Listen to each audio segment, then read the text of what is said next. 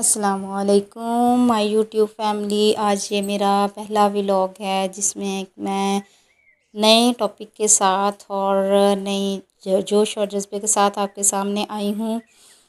और वो है मलेशिया का कल्चर, इसका इंट्रोडक्शन।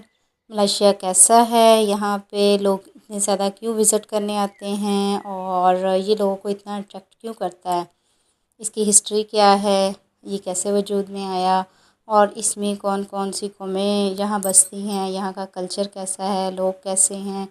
और इसके बाद फिर हम वक्तन फ़वक्तन यहाँ पे मौजूद जो अशिया हैं उनके बारे में आपको बताऊंगी कि वो कहाँ से कैसे मिलती हैं और उनके रेट्स क्या है। पाकिस्तान के लिहाज से यहाँ पे शॉपिंग करना आसान है या पाकिस्तान में, यहाँ की करेंसी क्या है, यहाँ के लोग कैसे हैं, उनका कल्चर क्या है, उनकी सकाफ़त क्या है और बहुत कुछ हम इंशाल्लाह इसमें डिस्कस करेंगे। तो चलते हैं, अपने व्लॉग का आगाज़ करते हैं। मलेशिया पाकिस्तान से 10 साल बाद वजूद में आया है, जिसमें मलेशिया ने बरतानिया से आज़ादी हासिल की है। इसकी भी 2-3 स्टेट बन जाती हैं। बड़ी जो स्टेट है वो इसमें आ जाती है, एक सबा है, उसके बाद सिंगापुर है और ये जो मौजूदा है मलेशिया। तो जैसे 1965 में पाकिस्तान से बांग्लादेश कुछ कुछ इख्तलाफात की वजह से सेपरेट हो गया, इसी तरह से यहाँ सिंगापुर भी मलेशिया का जो एक हिस्सा था वो इससे इख्तलाफात की वजह से वो सेपरेट हो गया। अब उनकी अपनी एक स्टेट है, मलेशिया की अपनी एक स्टेट है। सिंगापुर का मज़हब और है लेकिन मलेशिया का मज़हब अल्हम्दुलिल्लाह इस्लाम है। अब बहुत से लोग अपने मज़हब पे बहुत अच्छे से अमल पैरा भी हैं। यहाँ पे मोस्टली लोग आपको 5 वक़्त के नमाज़ी मिलेंगे। मस्जिदें जो हैं वो माशाल्लाह से रौनक अफरोज़ होती हैं और इनकी ख़ास बात ये है कि इनकी मस्जिदों में अलग से एक हिस्सा जो होता है ना, वो औरतों के लिए मुख्तस होता है, जिसमें इनके जो बाजू होते हैं, बाजू कहते हैं लिबास को, नमाज का लिबास एक अलग होता है, जिसमें हम जैसे कि हम बच्चियों को स्कार्फ़ लेके देते हैं ना ऊपर लेने के लिए, ऐसे ही इनके लॉन्ग स्कार्फ़ होते हैं और नीचे लाइक एज़ जैसे हम कह लें कि लहंगा टाइप या स्कर्ट टाइप, वो इनके जो होते हैं वो धोती होती है, तो वो पहन के ऊपर से वो टोपी बुरखे के जैसा होता है लेकिन ऊपर फेस जो है वो नज़र आता है, वो पहन के इन्होंने नमाज़ अदा करनी होती है। इनका जो लिबास है वो बाजू मलाइयो है, लेकिन अक्सरियत इनकी जो है वो देखी जाती है कल्चरल डेज़ के अलावा वो टी शर्ट और ट्राउज़र्स में ही होती है, या पैंट और टी शर्ट होती है, लेडीज़ हों या जेंट्स हों। तो इनका कुछ ना कुछ वेस्ट के साथ जो है ना कल्चर वो काफ़ी ज़्यादा मिलता जुलता है लिबास के हवाले से।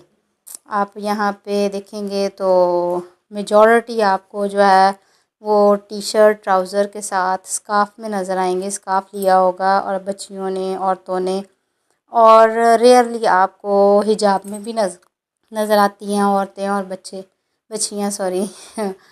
तो इनमें एक बात जो पाई जाती है ना वो ये है कि इनके मेल और फीमेल जो है ना वो एक साथ काम करते हैं। फीमेल्स भी काम करती हैं, मेल्स भी काम करते हैं।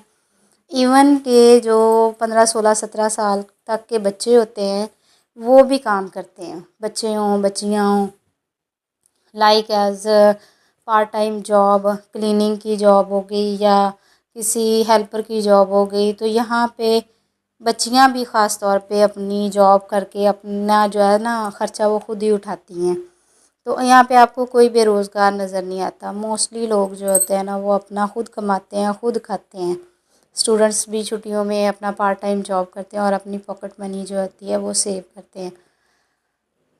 तो इसी वजह से जो बच्चे हैं वो कंपल्सरी हो गया है इनके लिए कि जब वो शादी की उम्र में पहुंचते हैं तो बाकायदा गवर्नमेंट से परमिशन लेते हैं। उससे पहले वो अपना घर और जो गाड़ी है वो यहाँ पे किस्तों पे लेते हैं।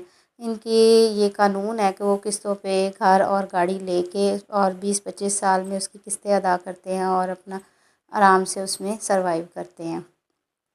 और इनकी शादी का ये है कि पहले गवर्नमेंट से परमिशन लेते हैं, फिर बाकायदा इनके मेडिकल होते हैं, मेडिकल होने के बाद फिर इनको टाइम दिया जाता है 6 माह का, कि 6 माह अगर आप लोग का लिंक रहता है आपस में, आपस की फ्रेंडशिप आप लोगों की अच्छी रहे, आप लोगों को लगे कि वाकई आप लोग एक दूसरे के साथ अंडरस्टैंडिंग आप लोगों की अच्छी है और आप लोग अच्छी लाइफ गुजार सकते हो, तो फिर ये शादी इनकी जो होती है ना वो अलाउ की जाती है।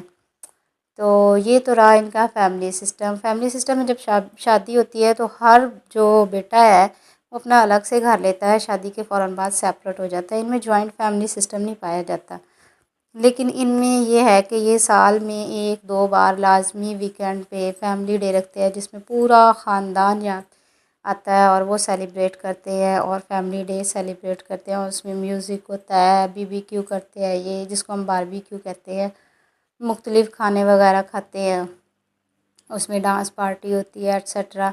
वो जब हम इस पे एक अलग से एक व्लॉग बनाएंगे तो उसमें आपको डिटेल बताऊंगी। ये तो मैं आपको इसका इंट्रोडक्शन दे रही हूँ। तो इसमें जनाब 3 कौमें रहती हैं।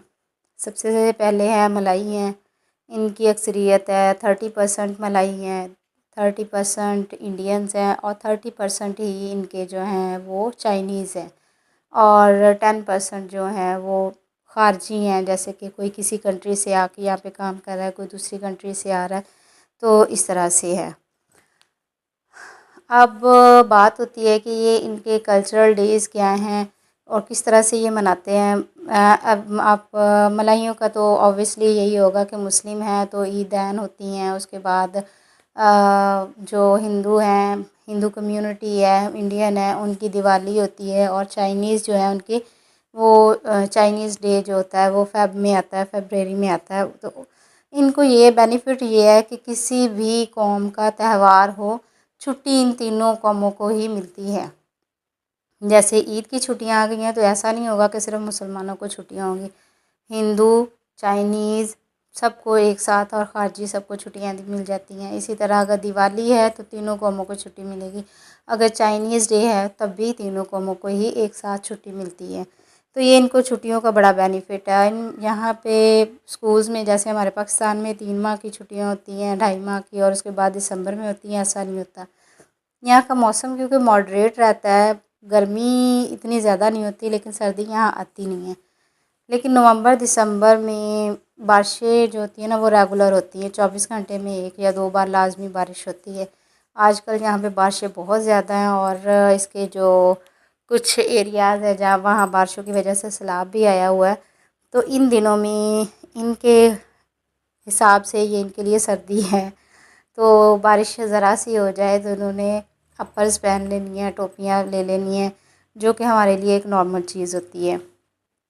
हाँ जी, तो ये हो गया इनके त्योहारों के हवाले से। त्यौहार इनके जिस कौम का होता है वो वही मनाता है, लेकिन छुट्टियाँ जो हैं वो सब एंजॉय करते हैं। ये बेनिफिट है इनको। तो आज के लिए उम्मीद है कि आपको ये छोटा सा इंट्रोडक्शन अच्छा लगा होगा मलेशिया का। तो आइंदा जो है इसकी मज़ीद डिटेल में अगले व्लॉग में आपको बताऊंगी। अगर आपको ये अच्छा लगा हो तो लाइक करें, शेयर करें, सब्सक्राइब करें, और बताइएगा ज़रा मेरी ये पहली वीडियो मलेशिया के इंट्रोडक्शन में आपको कैसी लगी। Thank you. अल्लाह हाफिज़।